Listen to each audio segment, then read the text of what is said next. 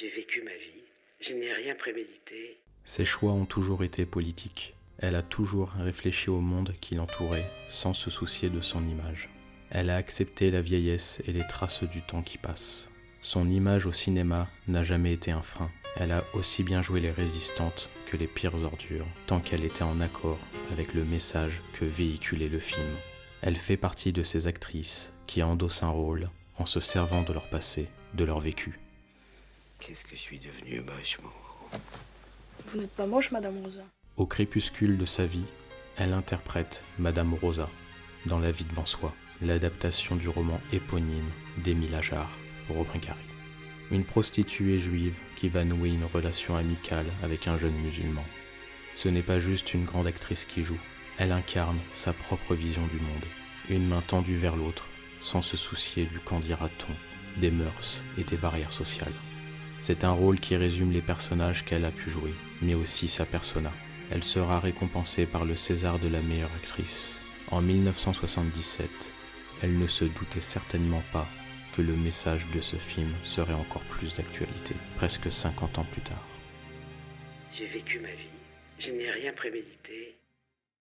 Il faut dire que l'histoire avec un grand H a influencé son parcours dès son plus jeune âge.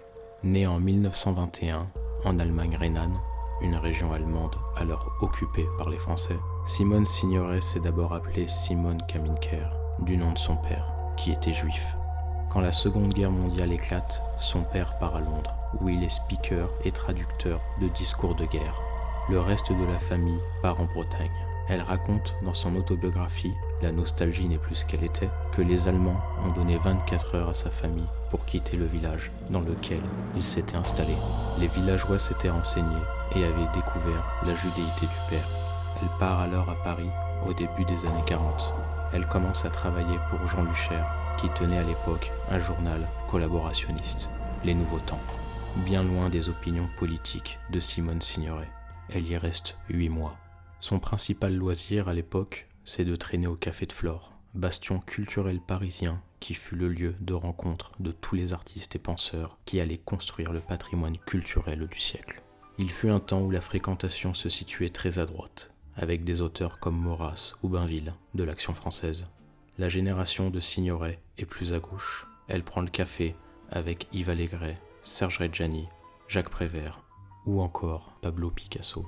Des artistes engagés. Un engagement qui sera sa boussole dans les choix qu'elle fera plus tard. En pleine ascension professionnelle, elle franchira toutes les frontières, même celles à l'Est, et initiera la coproduction franco-allemande Les Sorcières de Salem, réalisée par Raymond Boulot en 1957, où elle partage l'affiche avec son mari, Yves Montand.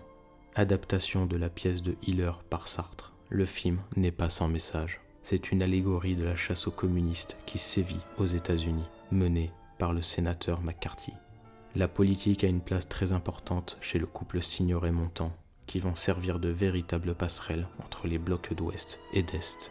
Ils signent l'appel de Stockholm, un texte contre la bombe atomique. Comme le dit Marguerite Duras à propos de Signoret, elle a sorti la France de ses gonds, elle l'a faite internationale. Le couple rencontrera les personnalités politiques les plus éminentes de son temps, telles que JFK ou Martin Luther King. Simone est cataloguée comme étant communiste, mais elle n'a jamais adhéré au parti, car, comme elle le dit elle-même, elle était atterrée par ses prises de position sur la culture. Et elle ajoute « Je suis engagée, mais loin du pouvoir ». Oh, si Dieu te réserve l'enfer, je refuse ma part de ciel. Cela fait désormais 10 ans que Signoret est actrice. Souvenez-vous du Café de Flore et de ses rencontres prometteuses.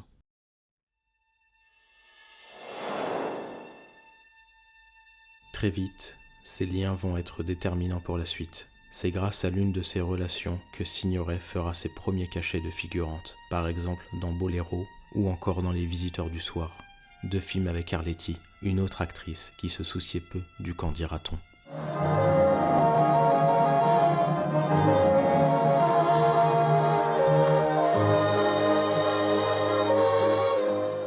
Et parmi ce cercle de connaissances, elle va rencontrer le premier Yves à marquer sa vie, le réalisateur Yves Allégret, qui deviendra son compagnon et qui donnera plusieurs rôles à Simone Signoret, dont un qui sera crucial dans sa carrière.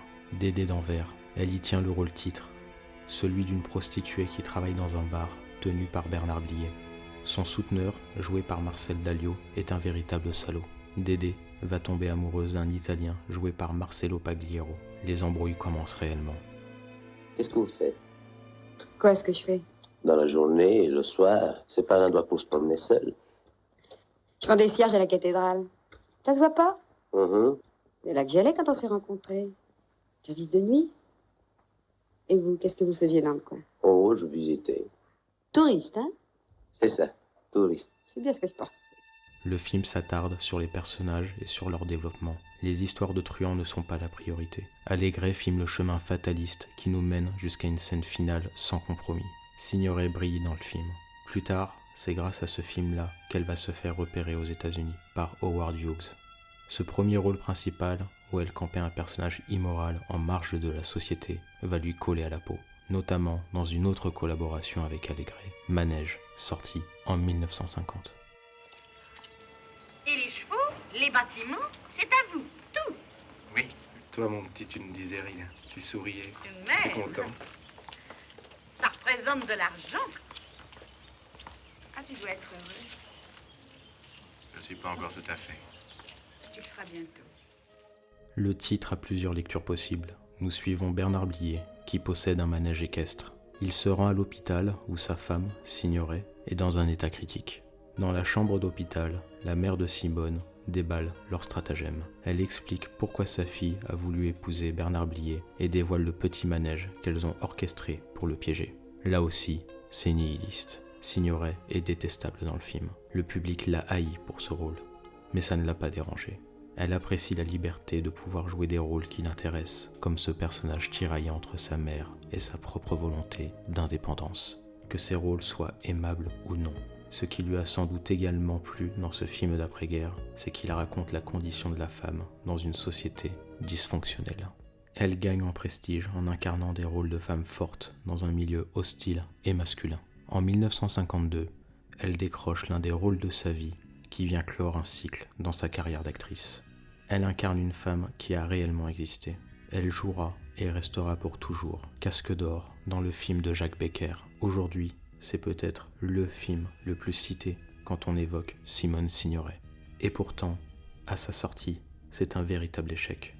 Dans la banlieue de la Belle Époque, Leca tient une bande de voyous dont Casque d'or, une prostituée, apprécie la compagnie. Elle est maquée avec Roland, un des gars de la bande.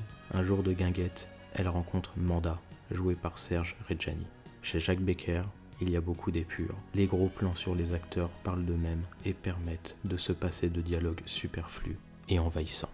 Becker dit que le crime est exceptionnel et que l'exceptionnel, ça ne l'intéresse pas. Son approche pour dépeindre ses bandits annonce déjà en quelque sorte « touchez pas au Grisby ». Dans la tradition du réalisme poétique, il modifie l'histoire vraie pour la rendre encore plus fataliste. La violence finit toujours par se payer. Darling, will you tell me something? Will you? What, love? Supposing you had met me when I was 10 years younger, would you have taken me seriously? You know I would.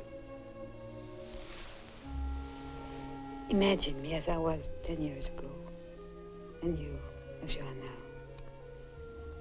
There were no lines then. Would you have loved me and wanted to marry me? Yes.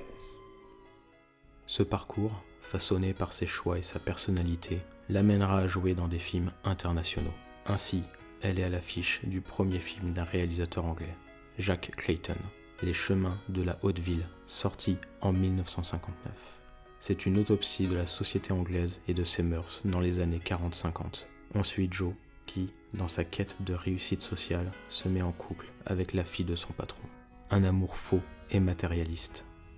Puis, il rencontre Alice, Simone Signoret, une âme en peine qui lui ressemble davantage.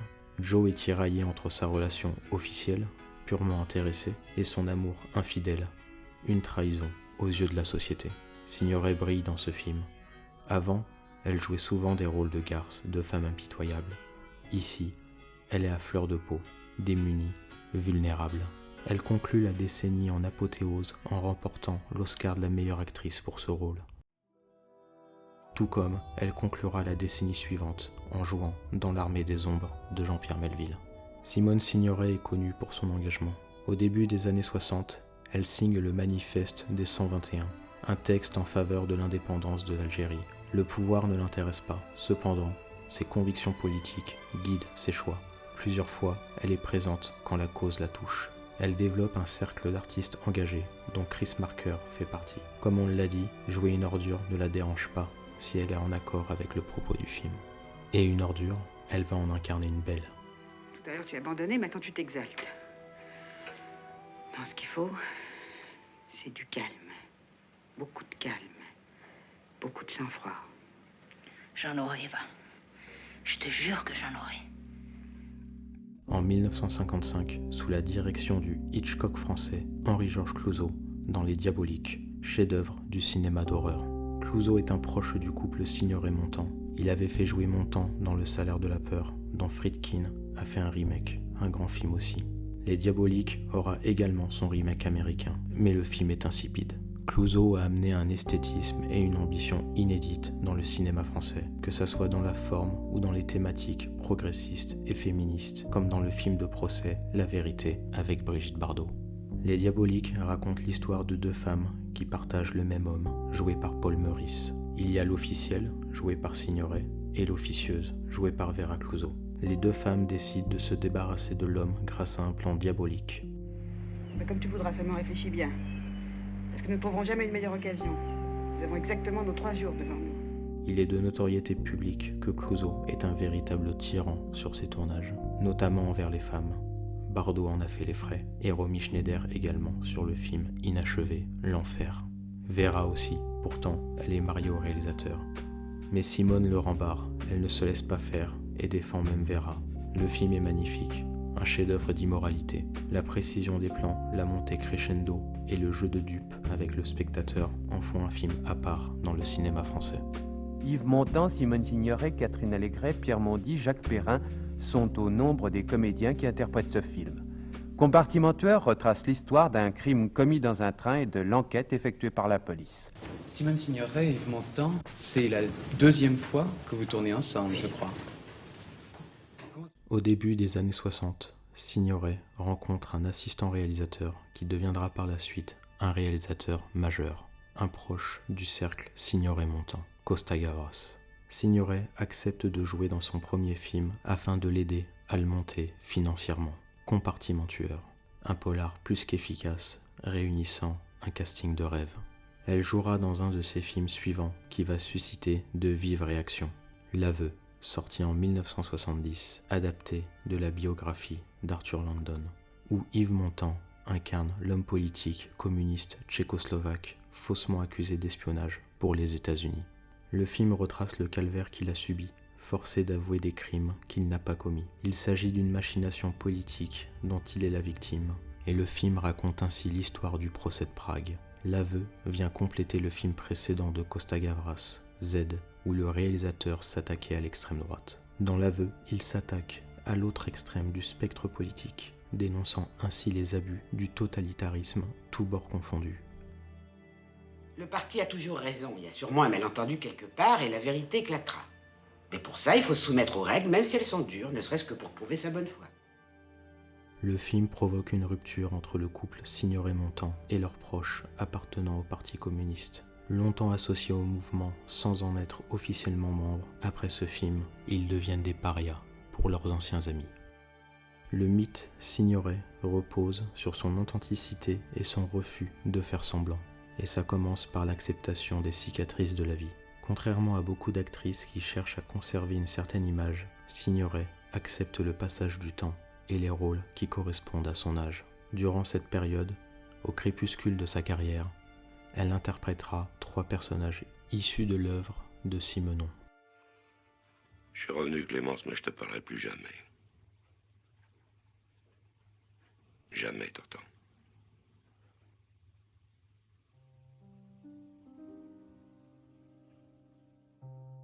Le plus marquant est sans doute celui du film Le Chat, réalisé par Pierre Granier de Fer, où la matriarche donne la réplique au patriarche Jean Gabin. Celle qu'on pourrait considérer comme étant la plus grande actrice française et celui qu'on pourrait considérer comme étant le plus grand acteur français se rencontrent enfin à l'écran, à l'hiver de leur vie respective. Et ça tombe bien, car le film reflète cette réalité en racontant l'histoire d'un couple vieillissant qui ne se parle plus et qui ne s'aime plus.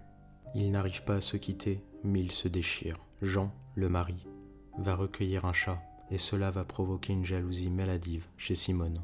C'est un film crépusculaire qui est aussi une réflexion sur la fin d'une époque, illustrée par la destruction parallèle entre le couple qui se dégrade et la destruction de leur environnement avec les travaux à l'extérieur. Tous ces pavillons qu'on rase pour faire place à la modernité. Quelque part, les personnages incarnés par le duo mythique appartiennent déjà au passé. Heureusement, le film et la musique de Philippe Sard résistent à l'épreuve du temps, témoins de cette époque révolue. Simone Signoret affrontera à nouveau le regard des autres grâce à Simenon dans La Veuve Couderc, aux côtés d'Alain Delon, et dans L'Étoile du Nord avec Philippe Noiret, son ultime grand rôle. 2 films où elle s'attache à des individus recherchés par la police et où elle est confrontée à des dilemmes moraux. J'ai jamais voulu ça, moi. Et puis son argent, je l'ai pas dépensé, je l'ai brûlé. Alors? Les années 70 seront néanmoins marquées par un film réalisé par un jeune cinéaste, alors surtout reconnu comme metteur en scène de théâtre, Judith Terpauve, de Patrice Chéreau, un film austère dans la veine du cinéma de Maurice Pialat. Simone Signoret y incarne la veuve d'un grand résistant. Elle prend la direction d'un journal de renom à un moment où celui-ci est confronté à des défis existentiels face à la société moderne. Un film crépusculaire, morbide et froid, non seulement en raison de son esthétique visuelle, mais aussi par les thèmes qu'il aborde, l'échec, la vieillesse et la fin d'une époque. C'est un film qui ne cherche pas à plaire, la mise en scène de Chéreau ne ménage pas le spectateur, l'obligeant à faire face à une réalité inconfortable qui dérange et qui interroge. Simone Signoret y campe une femme âgée, attachée aux valeurs d'antan. Elle est tellement dévouée à la préservation du journal qu'elle en néglige ses petits-enfants. Son personnage est la gardienne d'une mémoire collective et d'un certain héritage, incarnant la lutte pour préserver ce qui est perçu comme ayant une valeur durable, même face au changement. Alors ceux qui sont contre ma proposition, lèvent la main s'il vous plaît. En somme, un rôle fait pour Signoret, qui, comme celui qu'elle joue dans La vie devant soi, est la synthèse de sa longue carrière où se rejoignent l'histoire avec un grand H et le cinéma avec un grand C. Dieu, il a des yeux, il voit pas, il a des oreilles, il n'entend pas, il a une bouche et il parle pas. Alors il est trop tard pour qu'il vienne me demander pardon parce que ce qui est fait est fait.